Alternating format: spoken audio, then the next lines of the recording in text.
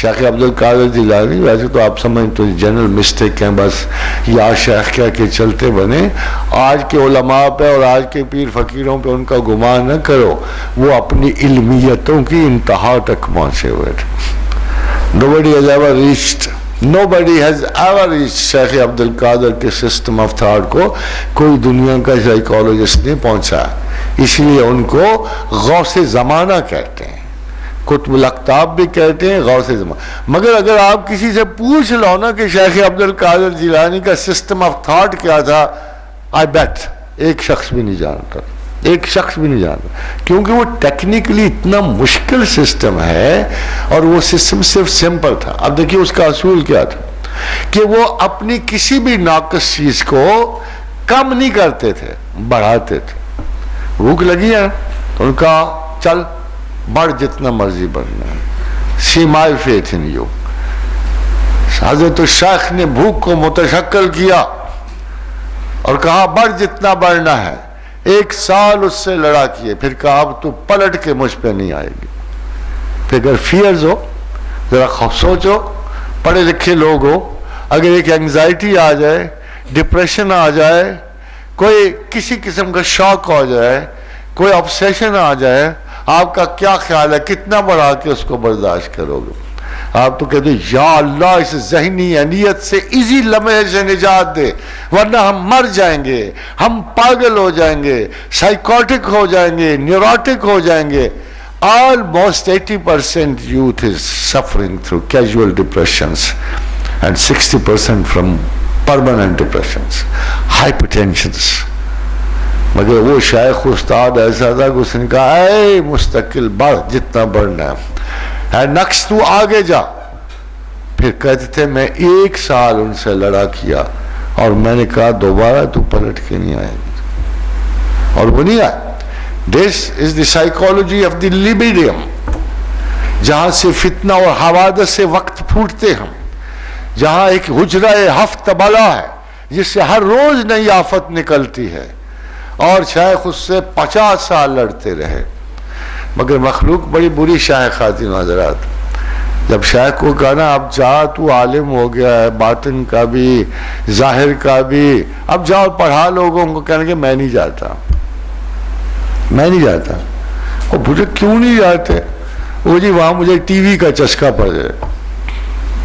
بھائی نا آج کے دیکھا نا بڑے بڑے دانشوروں کو، علماء کو، فقیروں کو، اس وقت ٹی وی تو نہیں تھا نا، مگر شاعر نے کہا مجھے ملامت خلق سے بچاؤ، مجھے تعریف خلق سے بچاؤ، خلق بڑی خطرناک شاہ ہے، اس سے ایسا لالچ پیش کرتی ہے، ایسی ایسی خوبصورت اور چمکتی ہوئی چیز سامنے لاتی ہے کہ خدا بھول جاتا ہے. فرمایا میں نہیں جاتا. پھر دوبارہ کہا اللہ نے عبد القادر اب جاؤ، لوگوں کو تمہاری ضرورت ہے. کہا میں نہیں جاتا. تیسری مرتبہ کا شیخ کہتے جب تیسری مرتبہ حکم آیا تو میں سمجھ گیا اب ٹال نہیں سکتا. تو میں نے کہا اچھا میں جاتا ہوں مگر ایک شرط ہے. کہا وہ کون سی شرط ہے؟ وَلَا تَمْكُرْ بِنَا، مجھے آزمانا نہیں مخلوق سے. کہا مجھے آزمانا نہیں مخلوق سے. خدا نے کہا اچھا ٹھیک ہے جا تو جو مرضی کر، ہم تجھے نہیں آزمائیں گے. یہ بڑا کم سٹیٹس ہوتا ہے اولیاء اللہ تعالیٰ العزیز میں. مولوی بیچارے اسی لیے جلتے چھڑتے ہیں نا اولیاء اللہ سے، مگر ایک لحاظ سے سچے بھی ہیں. ہر آدمی اس مقام پہ بھی نہیں ہوتا.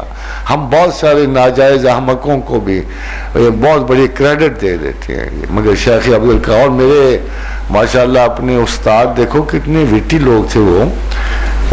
میں آپ کو 2 سٹیٹمنٹس اللہ ہی کے بارے میں سناتا ہوں. کسی نے جنید سے پوچھا تھا you will rack your brain to understand even that particular statement of his mystic, you know.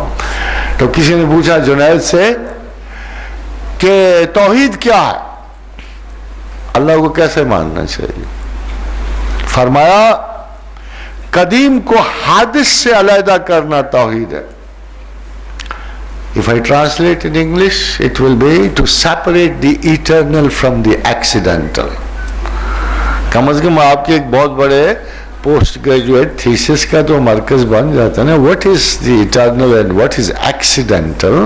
और ये जो तारीफ फरमाई जुनैद बगदाद ने तौहीद की कि अल्लाह को मानना separate the eternal from the accidental. इसी तरह जब हम लोग इन बड़े लोगों की, जब शेख हजवेर से पूछा गया, ये आपका सवाल पूछा गया कि अल्लाह हिजाब में क्यों है, पूछा गया कि हजरत वाला खुदा नजर क्यों नहीं आता। फरमाया अगर खुदा नजर आ जाता तो ईमान जबर हो जाता। फिर भी कोई इनकार करता अल्लाह से, फिर तो कोई नहीं कर सकता। फरमाया अगर ईमान अल्लाह जाहिर हो जाता तो ईमान जबर हो जाता, फिर आपके पास बचत की कोई गुंजाइश नहीं रहती। मगर बचत है, अब है। फरमाया जैसे कुल या इबादी अल्लज़ीना अस्रफ़ू अला अनफुसिहिम ला तक़नतू मिन रहमतिल्लाह। खातिन हज़रात, this turns out the most important lesson. मैं अभी कायनात की, आप भी यहाँ भी वक्त थोड़ा होता है, कायनात की इंफॉर्मेशन की तफसील में तो 2 घंटे और लग जाएंगे। कुरान भरा पड़ा है। Unluckily Quran is being read with laser abilities, जिसका नतीजा है कभी उसे कोई साइंस से तहकीर गिनाता है, कोई हम पे इल्ज़ाम लगाता है। It's not a 15 years old book, remember. अगर ये 1500 बरस पुरानी किताब नहीं है, ये कायनात के आखिर तक जाने वाली किताब है। मैं सिर्फ 2-4 आपको मोटी मोटी बातें, अगर कोई साइंसदान काश के कोई उठे, और मेरा एक हल्का सा चैलेंज था, फिक्री चैलेंज था, दावतन चैलेंज नहीं था। मेरे थीसिस की इब्तिदा ये थी कि if man makes 1,000 mistakes still remains a man, if God makes one mistake he is no more a God। तो अगर कुरान अल्लाह का कलाम है तो उसमें एक गलती निकाल दो ना, क्या प्रॉब्लम है तुम्हें? जान छुड़ाओ अल्लाह से, ज़मीन से, आसमान से। साइंसदानों की अब झोलियाँ खुल जाएंगी, फिर जो मांगो उससे मांगो। आपसे एक गलती क्यों नहीं निकलती कुरान की?